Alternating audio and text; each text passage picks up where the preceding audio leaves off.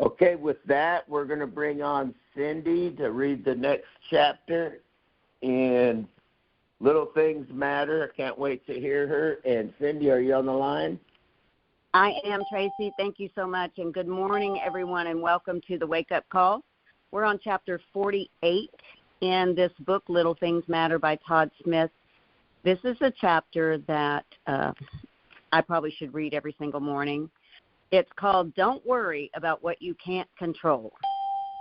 If you are like most people, he says, you probably spend more time worrying than you should, worrying about job security, project deadlines, health, shrinking budgets, rising taxes, the housing market, world poverty, our children's safety, even the weather. Some things we can control, others we clearly cannot. The key to maintaining a positive attitude in life is to know the difference. I heard years ago that 92% of the things people worry about are beyond their control. If you are troubled about something you can control, like whether you are going to lose your job, then step up the game. Come in early, stay late, offer to work on a weekend, or volunteer to take additional responsibilities. Do anything you can to think of to increase your value. If you end up losing your job, you can bet you'll get a better reference. If you're concerned about your health, exercise regularly, eat a well-balanced diet, and refrain from smoking. I could add a lot more to that one. On the other hand, if you find yourself worrying about something like the safety of your son or your daughter serving in the military, whether the government is going to raise taxes or whether the coming storm will have lots of rain, understand that there's no action you can take to make an impact on any of these events or circumstances. You can't control these things. Worrying about them will just stress you and affect your overall attitude. In the long term, worrying about what you can't control puts your health, happiness, and longevity at risk. He says the challenge, make a list of the things you worry about. Divide that list into two categories. Number one, concerns you can do something about. And number two, concerns beyond your control. Beside each of the items you can control, include an action item. For instance, if you worry about the 10 pounds you've recently gained, put together a plan to do something about it. If you're concerned about an impending deadline, make a list of all the things required to get the project completed. Make a commitment to attack everything within your control and be intentional about not worrying about the things you can't. At first, you'll find it hard not to worry about the things you can't control. But if you use self-discipline and refuse to worry about them, it will become easier. And Tracy, for me on this, I am so guilty of worrying about things I cannot control.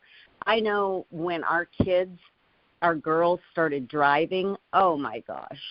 I mean, Morgan, when she started driving, she had like a 25-minute commute to her school. She went to a private school, and when she started driving, I let her start driving. And every morning I would say, text me as soon as you get there.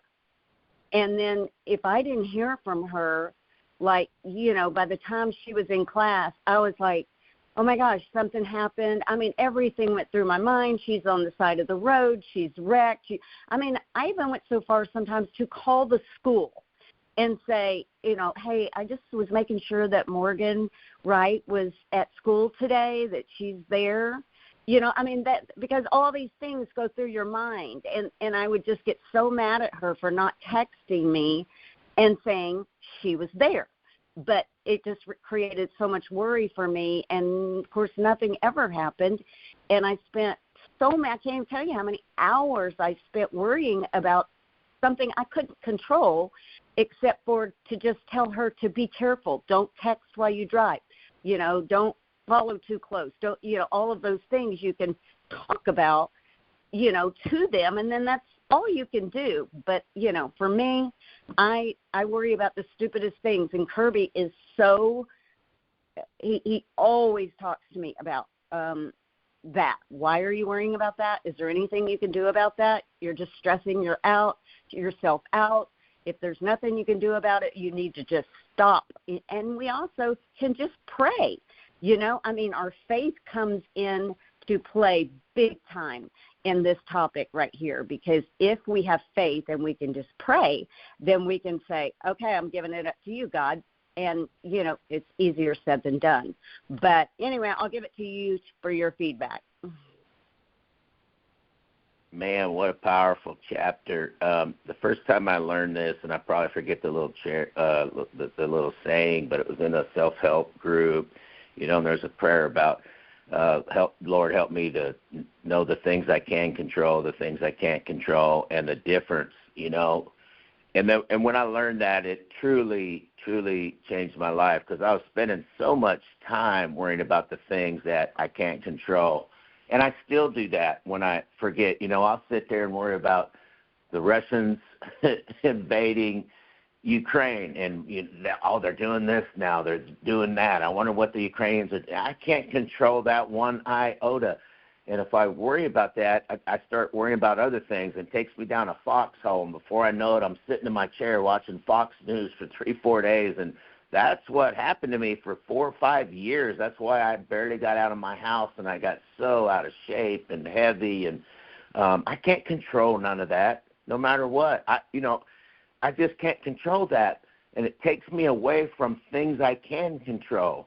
So when I start focusing on things I can control, then my life just gets better, And for me personally, I don't think the Lord wants me concentrating on those kind of things. Leave that to the people that can control those things. I don't know who it is, but I know it's not Tracy.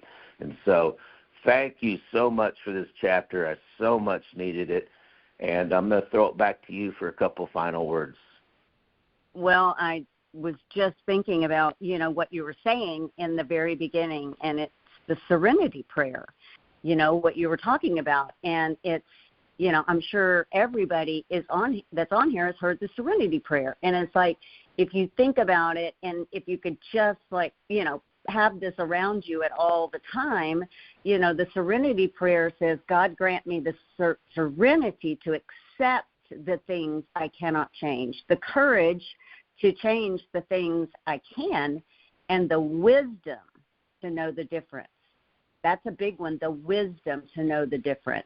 And that's, just a great prayer when you really think about it, trying to accept the things you cannot change, and then doing something about the things that you can. And I'm just I've kind of really let myself kind of get out of shape, because I broke my wrist last summer, and I couldn't do anything forever, like 3 months. And so just getting back into working out and having to start reusing, and building the strength up in my left arm. And it's like I don't even want to go, because I know how weak that arm is. I know there's just certain things that are so hard to do. And I go to a class, so I'm in there with like 20 other people, and I'm like, oh, I'm going to be embarrassed that I can't do this. And then I think, hey, I'm 63 years old. I guess I ought to be happy that I'm even in there, then I can even go in there and do any of it. But I beat myself up all the time, and it's just worrying about stupid things. And this is one that I can change. So it's like, this is one of those things. Come on, Cindy, get your butt off of this couch and go do it, because I can change that one. And so anyway, just need to think about this. And really, I think making the list about the things you worry about and divided it into half and saying, okay, these are the things I can change and these are the things I can't.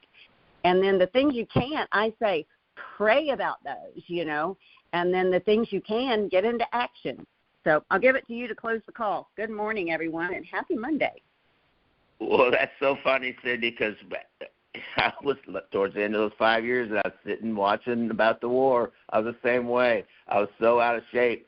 And then I lied to myself. Well, round is a shape, and I am in my 60s, But when when the Lord imparted upon me that, hey, this is something you can control. And I started getting out, started working out. We're working on that, and I'm getting a little better shape now. So with that, I'm going to unmute the lines and just everybody be able to say goodbye to everybody, and a great call. Oh, hold on. Thank you. All right. Everybody go out and have a great Thank you so much.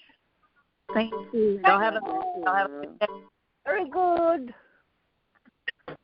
Great call. All right. Bye-bye. Hey, everybody go out and have a great week. You too.